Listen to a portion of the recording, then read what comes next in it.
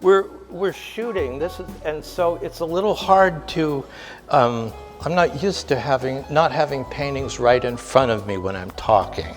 You know, I'm usually used to either having something up on a screen and Zoom or thrown. So I'll try to refer clearly to the pictures that I'm talking about. So you have those little checklists, and then there'll be some paintings you've seen that are on the side. And in the film itself, whenever I'm talking about the pictures, then the image of the paintings will fill the screen. So it'll make a little more sense, I guess, that way. And but I'd like it to be as informal as we can. If you have a question, you know, it often can spur me to talk about things. So if you have, you know, hey, I didn't see you,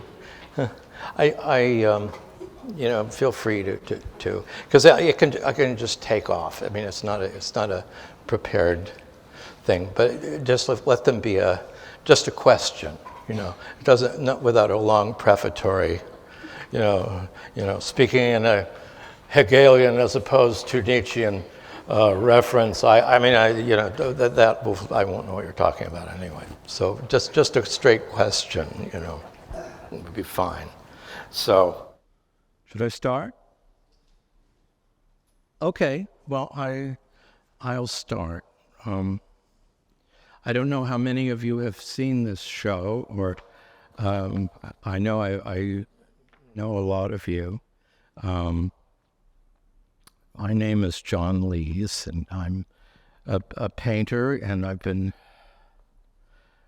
living in New York since the early 80s, 1980s, and my wife and I, Ruth Leonard, also a painter, we moved up into the country about 2.5 hours north of here in, when would it have been, 1990. So I've been living up there, and I've been showing pretty consistently since art school. In some ways, you know, the first painting that's reproduced on here is the one over in the window, called The Studio, and it's also called Painting in a Self-Made Frame and in the Realm of the Muses, which I guess is about my life.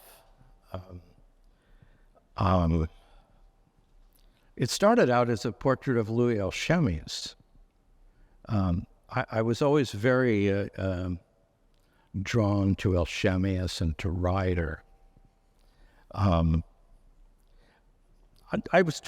toyed with the idea of being an actor at one time when I started school, when I got out of high school, and that lasted for about 6 months. I didn't really want to be an actor. I wanted old movies to come back.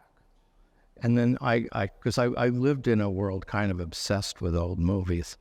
And I really realized that I wasn't in love with what I saw, of what the life of an actor was. I mean, someone that really loved the theater. I really didn't in that sense. But I could see myself spending my life alone in a room, giving myself my own assignments. I found it much easier once I got out of art school. And I didn't really realize that was an advantage at that time. But I guess I did continue to find that as time went on. And but there's a reference to everything in the person in the black robe. I was very, very interested in I guess the romance of being an artist. I think maybe my generation was, and or a poet.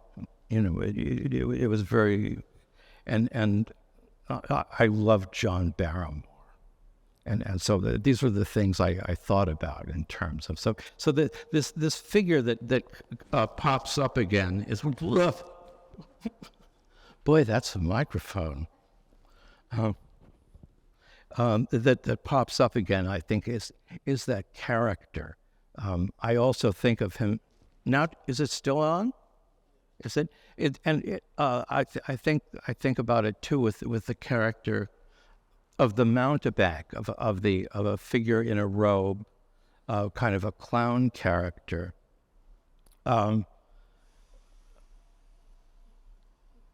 I started painting and drawing very early, probably around when I was 7, and my parents moved around a lot, and so I just started playing in my room, and it was, and I'd act out imaginary movies, and that's where so I sort of had an imaginary career that I lived, and I didn't really know that I was just practicing for a life spent in a studio. And also at the same time, I mean, this refers to that kind of clown mountebank character. I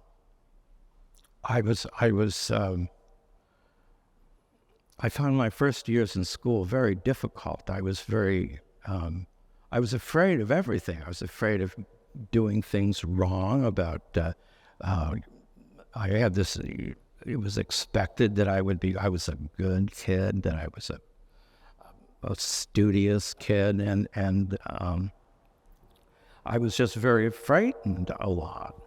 But by about the 4th grade, though, I just had it with living like that. I don't know if I made that quick a transition, but I kind of adopted a kind of class clown, dramatic character by the 4th grade, and I talked to other friends that I had who, by that time, they'd adopted something else like that. They started with their tough guy routine, and I tended to hang around a lot with people that often had kind of tough guy, whether it was verbal or probably verbal and a little bit physical. The people like that.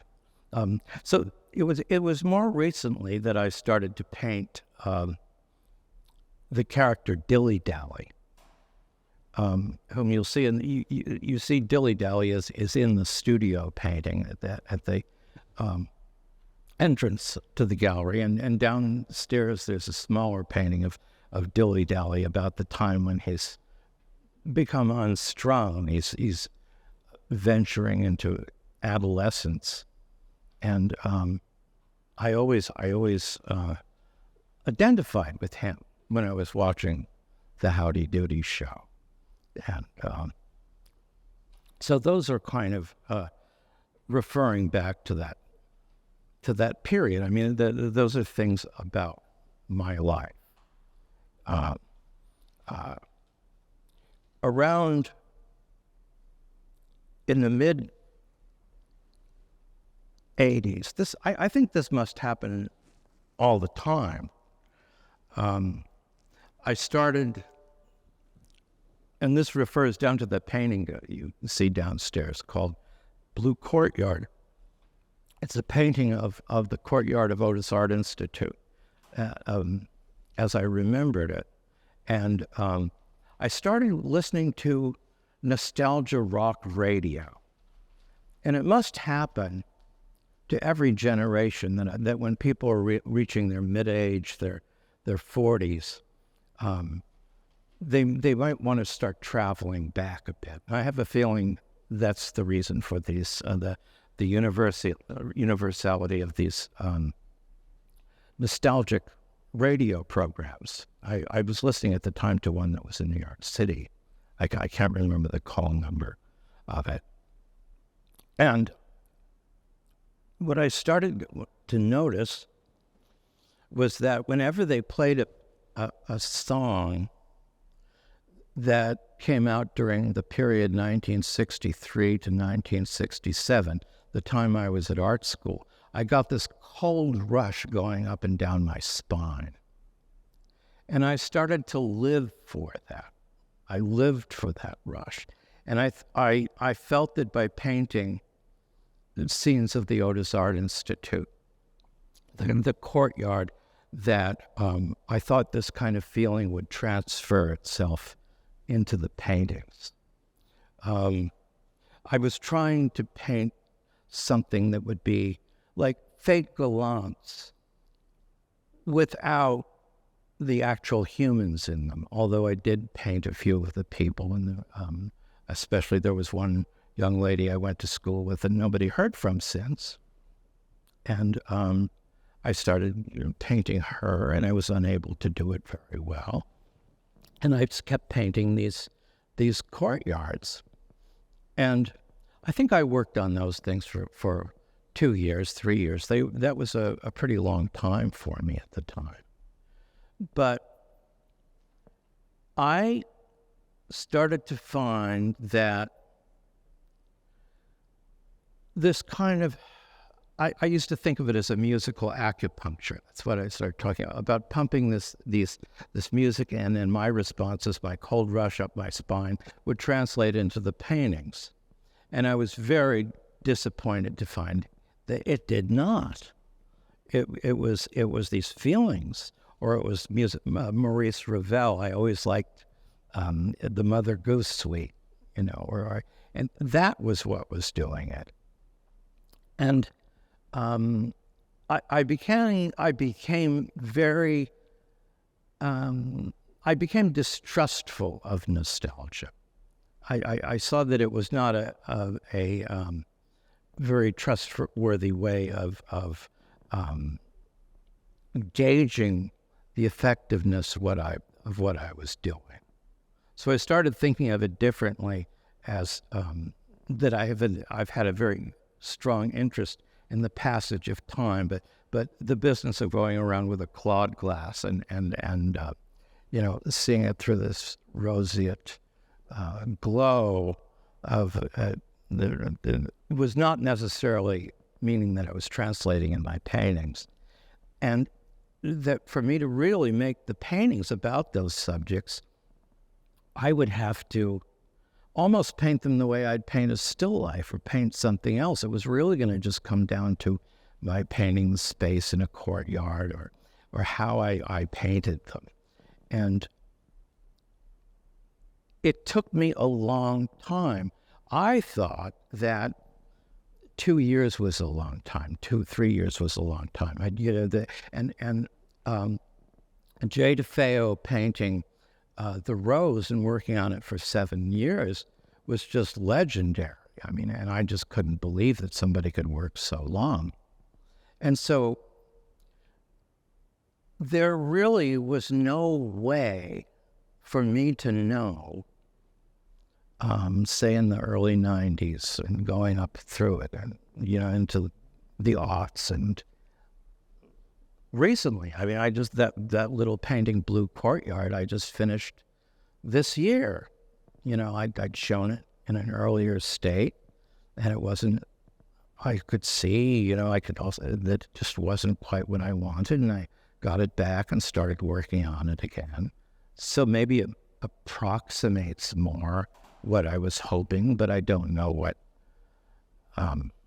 well, who does? I mean, maybe some people do say, well, this is fine, I've really achieved it. But I mean, it seems they are approximations. But I had absolutely no way of knowing that it would take me 30 to 40 years to finish a painting. I mean, when I was in art school and before, I was more like an expressionist painter. My favorite, Georges Rouault was the artist that really set me off. And this was when I was in high school, about what I wanted. And I admired Soutine so much. And, but I wanted very much to be a relevant artist, and I'd be around people telling me, well, this, what you're doing is, you're trying to reinvent the light bulb. But I didn't want to be that way. And I really loved red grooms at the time when I was in art school. I finally found that Red Groom, my love for Red Groom's paintings was finally vindicated in Bob Dylan's autobiographical book, Chronology, where he talked about Red Grooms as the artist that he was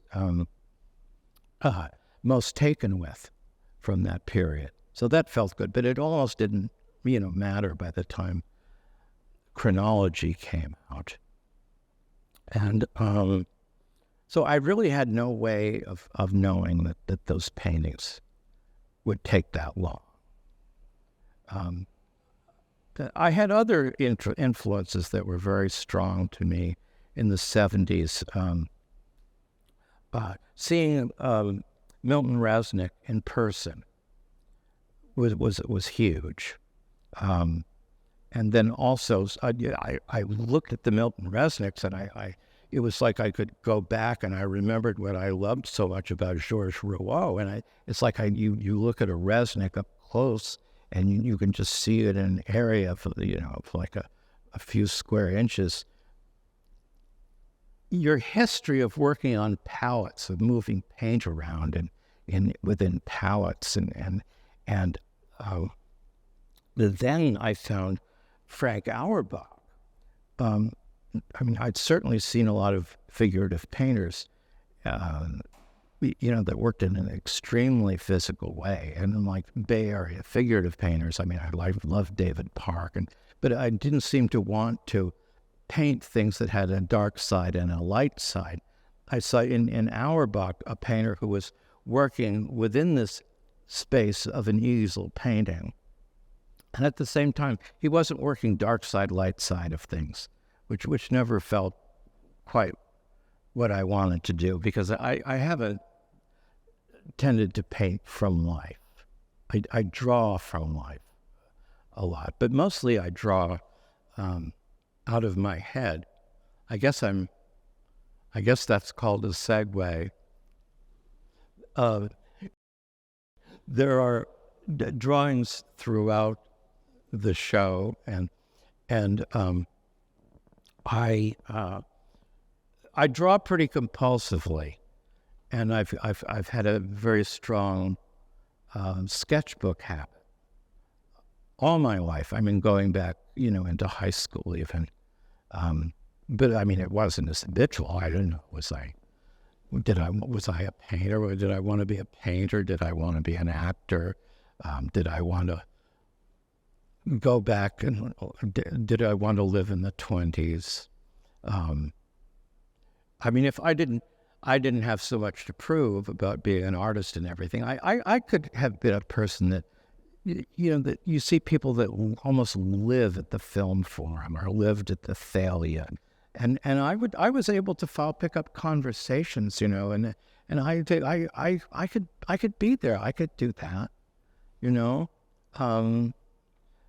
I could have, I suppose, been a research librarian of some kind. But I've always felt, I think it was probably, things probably came from the realm of psychology, things that my mother told me she expected. I lived with my father, who was a person who remembered this golden era that he lived in, and he didn't really like things very much since he left it in the early 30s. And so maybe I'm a painter of the 30s and the 20s. Maybe I see myself more like somebody like Rouault or Vlaminck. Maybe. I don't know. You don't see those painters around. It's hard to find a monograph on Georges Rouault. Modigliani you still see. Soutine, I think you'd see. If you want to get somebody angry, just tell them you like Utrio. It's really great to start annoying people. Oh well, I like Marsha Kissling too. It's good, really. But I kind of feel that I belong in that period. I became very addicted to jazz in around 1960. I mean, it really replaced my obsession with old movies. And I think it's my horn. A painting is my horn. It is like a I say, oh, I blow tenor paintbrush. And I mean, it's like a tenor. It's like Ben Webster. They're very big sound. It's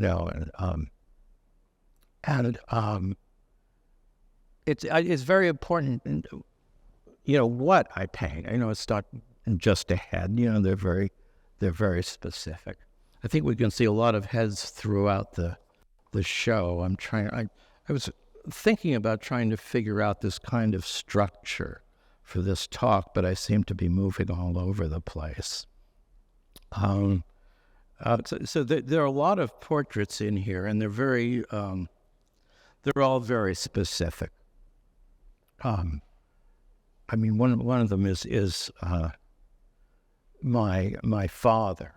It wasn't until my father and mother had been dead for a while, though they lived very long lives. They both were around 90. But for a long time, I just wouldn't even enter those rooms. I mean, in my memory that I lived in with my parents, I wouldn't enter them. But at one point, I started thinking about it a lot, and I had to deal with it. And so I've been painting these paintings of a man in the armchair, which is my father. I painted a head of my mother, and I don't know how people read them. That's a painting of your mom. That's your dad. You're thinking that. I don't think of as my dad. It is like a rock of Sisyphus. I have to push up a hill every single day. A psychologist might tell you something like that. Well, you should get beyond those kinds of obsessions. And make peace with it. Yeah, right. I somehow think those things are universal. I don't think I'm the only one that has these daily conversations and dealings and very, very vivid memories and images that are constantly coming back. I don't think I'm the only one that hasn't been therapized beyond that kind of obsession. And I'm the largest painting of the man in the armchair I showed in 2015, and it came back within a matter of a couple of years, and I'm back on it too. So it's a painting. I don't really quite know how I'm going to deal with it. There's another painting of a head downstairs. Let's see, is it downstairs? No, it's up here. The one called Cabot. I think it's right back there. There's a head with a gold in the back. That's a very close friend of mine. And I started that painting in 1986, and it started as a kind of a naturalistic portrait, and then it's blown up to this, like this strange Romanesque thing. And he was a very powerful person, and but most of the people I hung out with were very powerful people and loners. And so I finally finished that. I mean, I wanted it to be more like a Romanesque or a Byzantine head. And there's a double portrait downstairs of with myself and my wife, really that double portrait. And that went through everything. I mean, it had been a painting about noir, about film, about noir couples. I mean, the man had been dressed like a detective, a dime detective, and had a gun at certain points. The woman was a 40s woman, from the film noir. Some of the actresses and the performances I love so much. And Savage. If I don't know, many of you are familiar with the painting Detour, the movie Detour.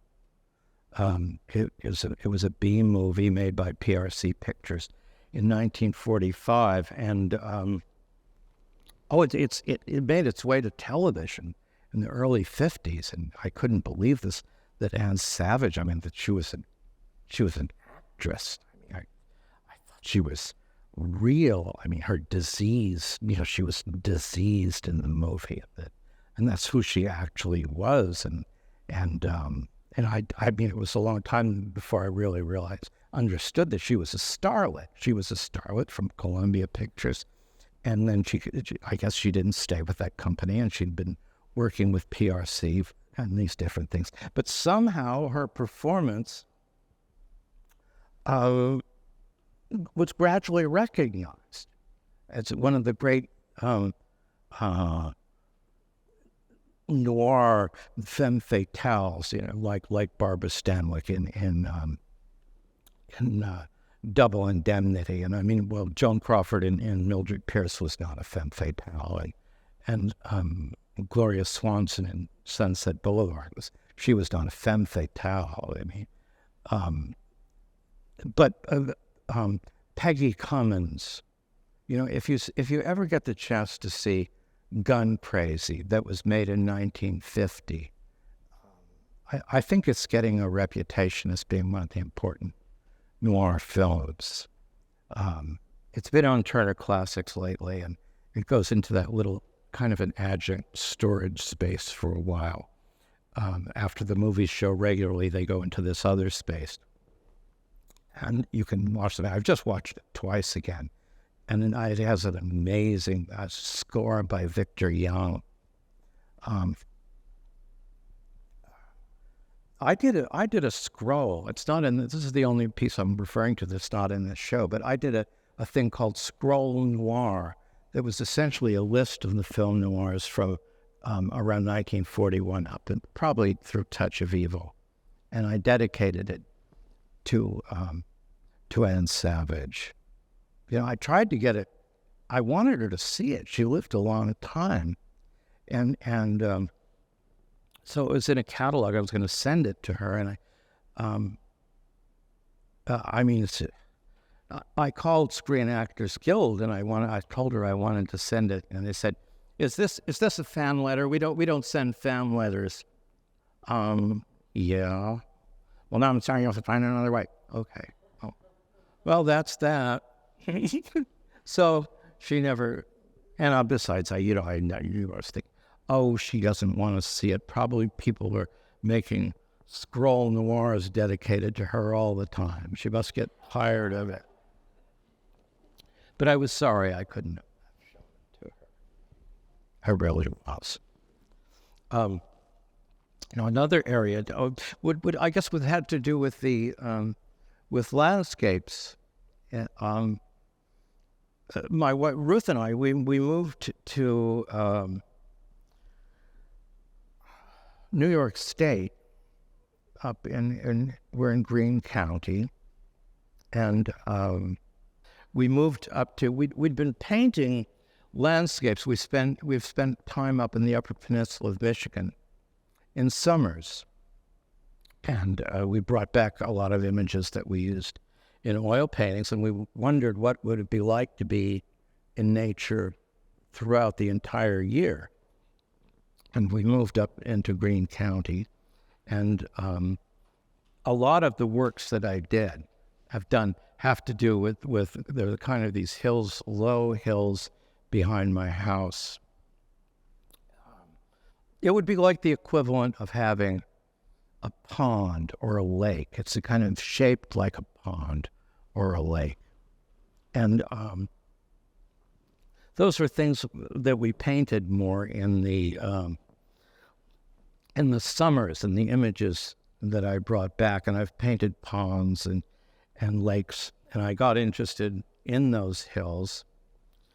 So the paintings I made in the 90s they were, for one thing, they were larger, and they tended to be larger.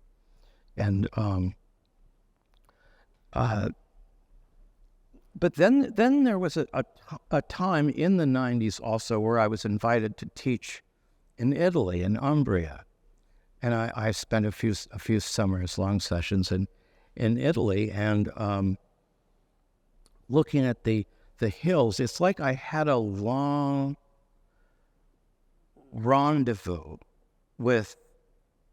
coming rendezvous with Italian painters of the 20th century. It was, it started in the early 70s, and I mean, I had a really difficult time after school. I mentioned this business about being a relevant artist and all of that, and I was trying so hard. I got a art school, and I'd been painting for a while. I'd paint after that, and then museum people were coming around to different places where you'd be, and they'd say, well, there's no point to painting. This is going absolutely nowhere. And I even had a shrink that said, well, listen, are you a winner or a loser? Think of it that way. They tell you you're reinventing the electric light bulb, and you say, well, screw you. So here's your fucked up kid. Can I say that on television? I don't think I can. Oh, well, they'll cut it. Blip. There's your crazy kid and doing these things. I mean, it was everything. And people would explain to me in this very patient way. I mean, other painters stop painting. Well, all the issues have really been dealt with in painting, and I tried. I mean, I really tried. I tried to be Joseph Beuys. I tried mummifying some of my old paintings, like Christo. They'd have more of that kind of rough Joseph Beuys look to them. I mummified 5 of them in this package. And by that time I was starting to teach, but I was looking at a book that Werner Hoffmann's Painting in the 20th Century came in 2 parts. One was pure text, the other was a more simplified text and reproductions, and a lot of them were in postage stamp sizes in black and white. And I saw these things by Carlo Carrà. There's this one, Pine Tree by the Sea, and then Scipione. These were in black and white too, and De Pisis, people I didn't know. I mean, I certainly knew Giorgio Morandi, and I knew De Chirico, and I don't know if people think of Modigliani more as a painter, as a French painter, as a painter working in France, but I just felt such an immediate kind of pull towards that. This would have been in the early 70s, and at the same time, I was working on expressionist things, and I was thinking, am I supposed to do edge support and facture and paintings? And I had books on Barnett and Newman. I mean, I really was trying. It was a good time. I was teaching at a community college 30 miles outside of Los Angeles. So it was kind of a good situation for me to grow. And, but I was looking at these things, and I said this to somebody just in the last week. Another friend of mine had always been a science major, and he got very involved in music and composition, and he studied with Leonard Stein, a person that had worked with Arnold Schoenberg, and then he went back into neurophysiology, and I asked him, what made you go back into that? I mean, was that a surprise to you? And he sort of said, I always knew. that he would be going back. And he said, I always knew that would be working with the brain, And I think that was really it with painting. I always knew. There was something about the easel painting particularly. And I was very surprised. I'd always I didn't look at the sizes of paintings. I used to think that a Soutine would probably be, 7 by 5 feet. I didn't realize they're easel paintings. And I sort of put it to myself, and this is important, that if I knew I wasn't going to get anywhere with trying to be Joseph Beuys or trying to be Barnett Newman or trying to be Christo, would I want to do it? And I quickly saw no. But if I was just going to be, like a beatnik potter living in a canyon, just making these paintings, that'd be fine. And that was kind of when I made the decision around 74. And strangely, I started showing within that year. I started showing with Edward Thorpe in Santa Barbara. And then within a year or so, he moved to New York City, and he brought my work with him, and I took a sabbatical here, and that's sort of been it. I've been mostly showing those paintings. I think the paintings I've made since that time, since the mid-'70s,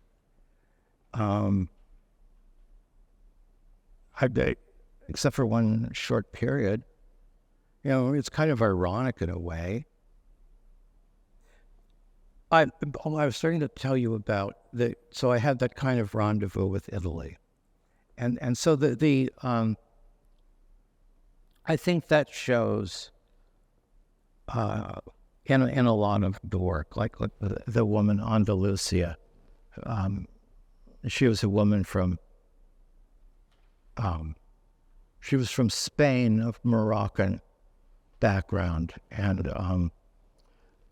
so I thought I'd name it Andalusia.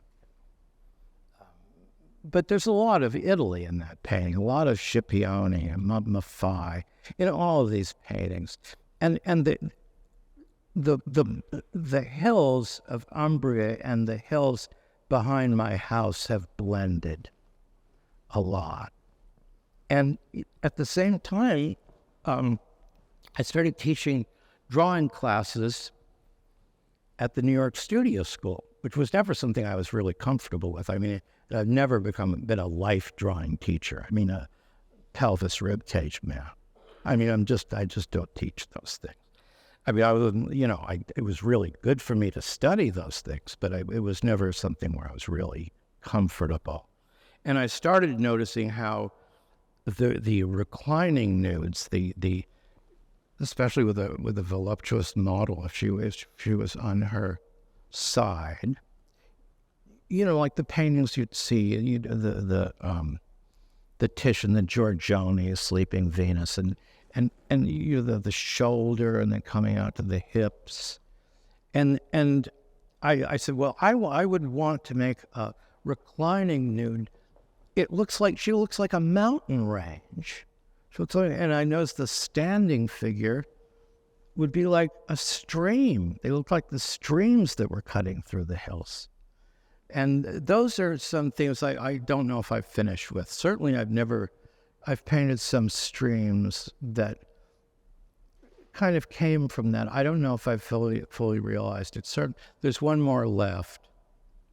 And there's certainly that big landscape down there that's a kind of a fusion of the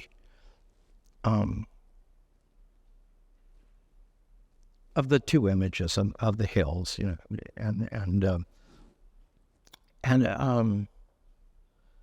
I pulled it out, and it just said, well, you're going to have to leave me alone.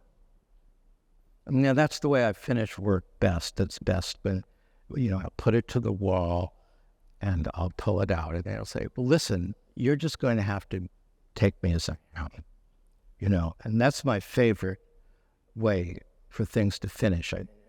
It's hard for me to try to finish with a deadline where, oh, I know what I'll give it a shot of red. Yeah, I'll give it a shot of red. I think, how's that going to be? How's that going to be? And that never really works. I can't rush some. They take their own slothful time, just as I do, They're like me like that. I mean, I just can't tell them what to do. And so I have other paintings that are still in progress. I mean, I have 25 paintings still maybe unfinished. I usually, every time after I would feel very uncomfortable if I don't start something after I finish a group of paintings.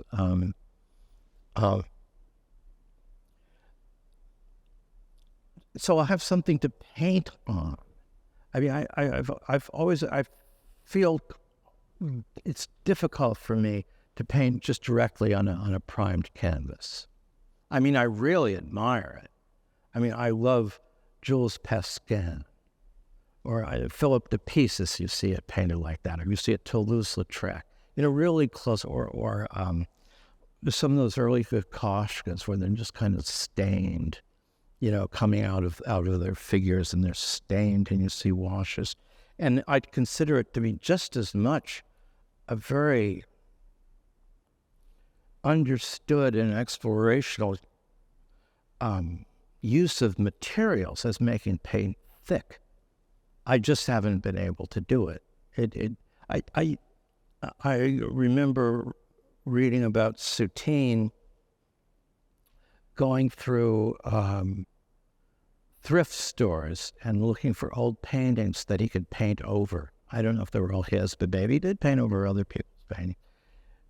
That he said, well, I like my brush to slide, and I guess I wanted my brush to bump the way Rouault's, when you'd see this bumpity, bumpity, bumpity, bumpity. That's about as close as I get to being philosophical. Bumpity, bumpity. And so it's like a painting has to be in the works for a while, and that I can respond to it, and then I just have complete control of the surface, either through sanders, through vegetable or Murphy's oil soap, or strippers. You can go right back down. Are we getting to that time? 15? Okay. You can go right back down to a gesso ground, from thick working of paintings.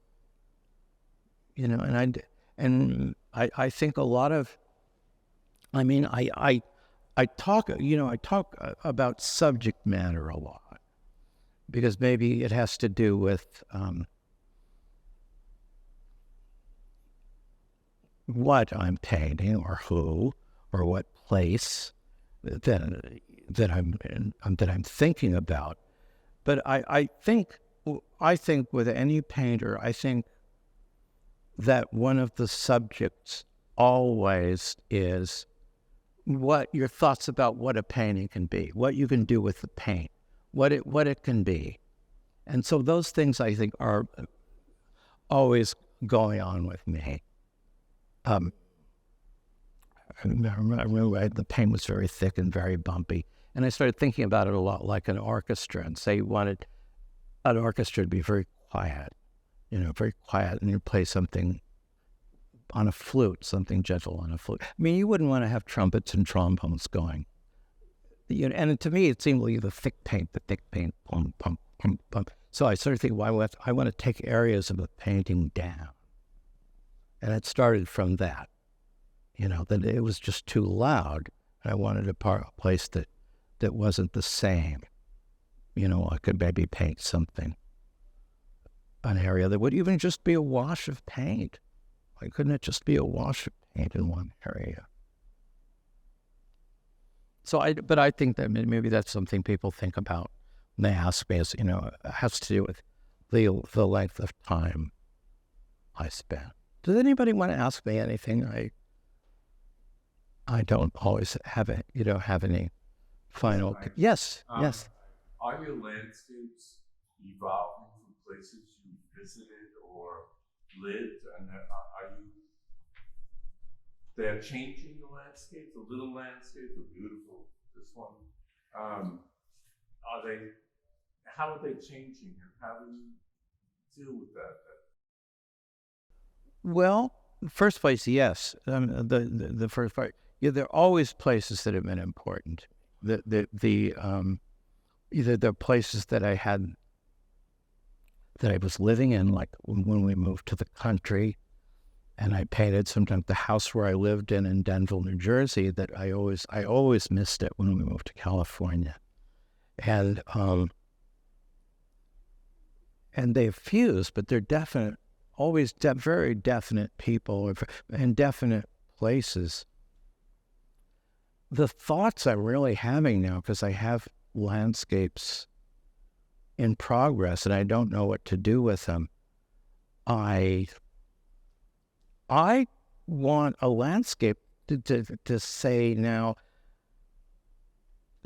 wars take place on the landscape.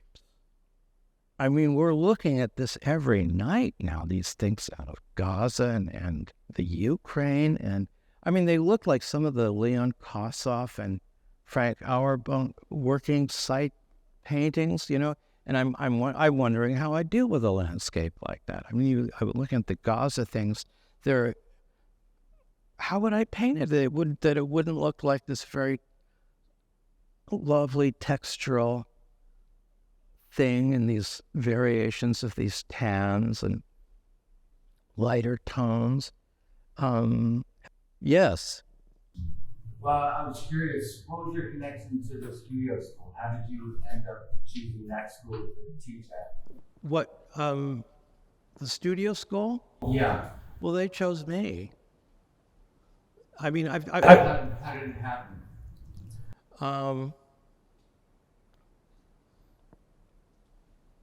Somebody called me from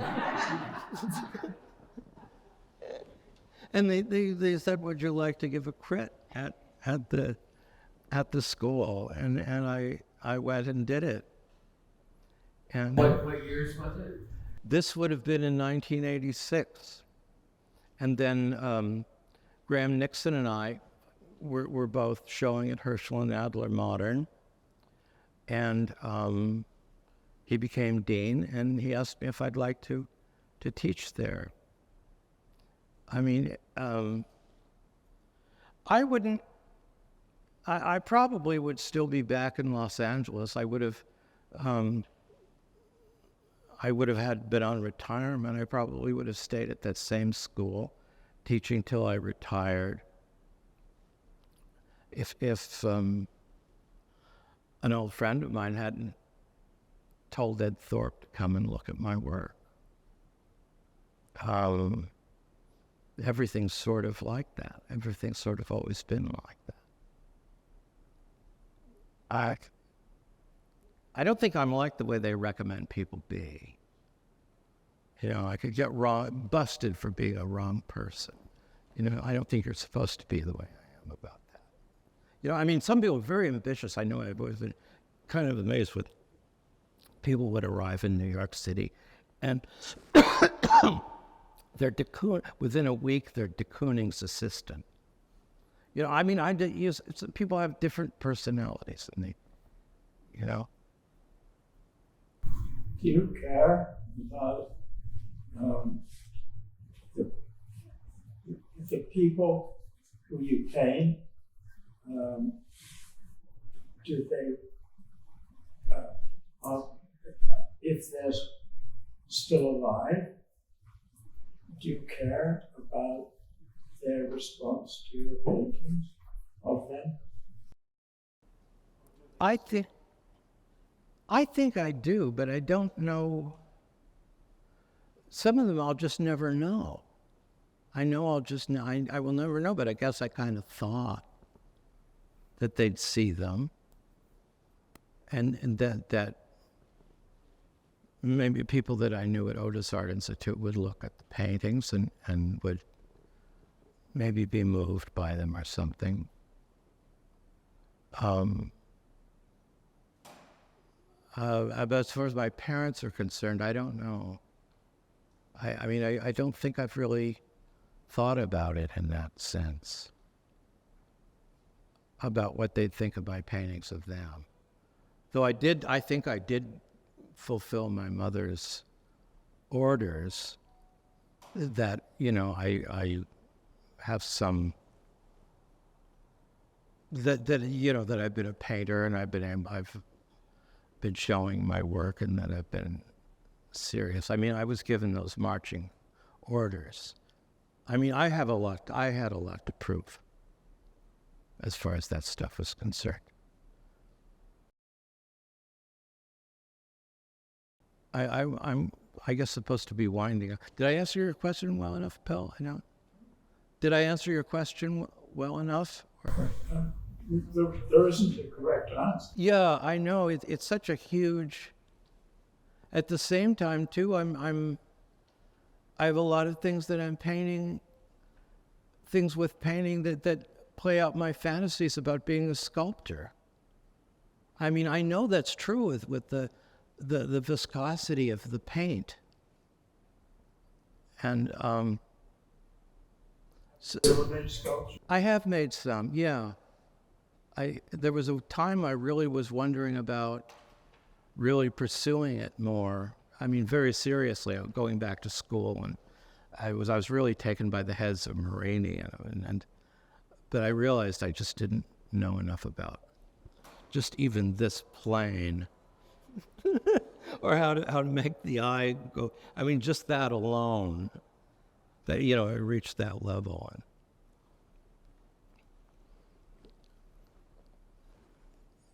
I think my own life, my private life, maybe distracted from it too. And I guess that's one of the fantasies I play out in painting, as well as that I'm a tenor saxophone player. And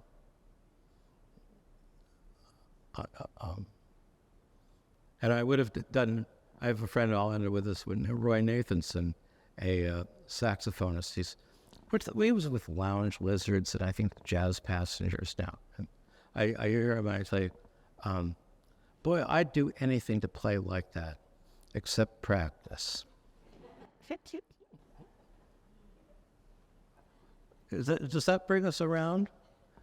I think we're kind of finished. Is that an hour? I'm usually pretty good at hitting it on the hour. Thank you. Thank you very much.